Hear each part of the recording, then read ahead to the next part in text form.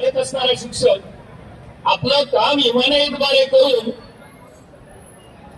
तुमच्या या प्रशिक्षणासाठी म्हणजेच राष्ट्रीय कामासाठी कर्तव्यार्थ तो तिथे आलेला आहे। आणि जेव्हा त्या शिक्षकाची आपण वेळेचा विचार न करता प्रशिक्षण देतो आहोत, एकंदरीत प्रशिक्षणाची शिस्त असावी, प्रशिक्षण नीट असलंच पाहिजे, तरच काम छान पद्धतीने होणार आहे हे निश्चित जरी असलं। रचना करतो आहे, मला भूक लागलेली आहे, मला प्रातर्विधीसाठी बाहेर गेलं पाहिजे 10 मिनिटासाठी, तेव्हा आपल्या हातात अधिकार साहेब मोठे होते। मला म्हणायचं होतं 10 मिनिटाची नाही, मला 5 मिनिटाची सुट्टी द्या। आणि त्या 5 मिनिटाच्या सुट्टीमध्ये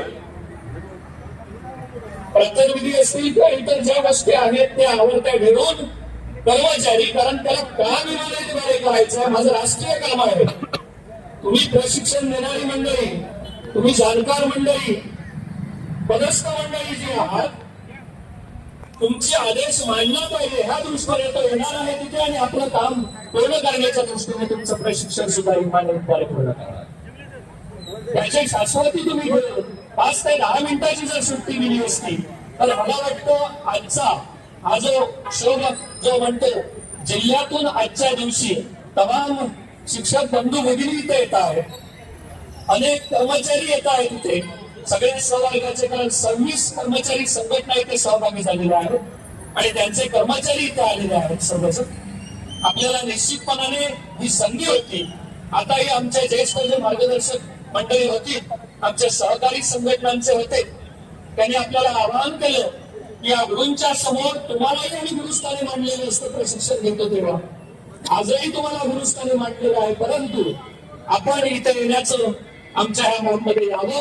आणि ज्या काही गोष्टी तिथे घडलेल्या असतील त्याच्याबाबत आपलं जी काय वाच्यता असेल ती करावी आणि निश्चितपणाने आपल्याला राष्ट्रीय काम करायचं आहे,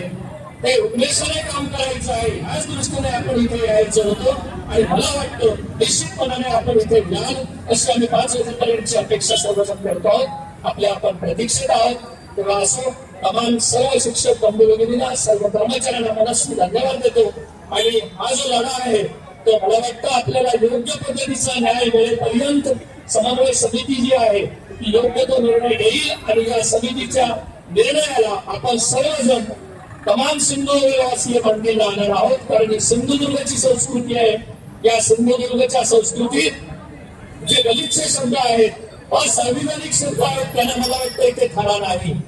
सिंधुदुर्ग हा असा शांतताप्रिय जिल्हा आहे की ज्याच्यामध्ये येणाऱ्याचा सन्मान केला जातो, परंतु जर काय बिघाड झाला तर सिंधुदुर्गवासीय निश्चितच त्याला त्रासदायक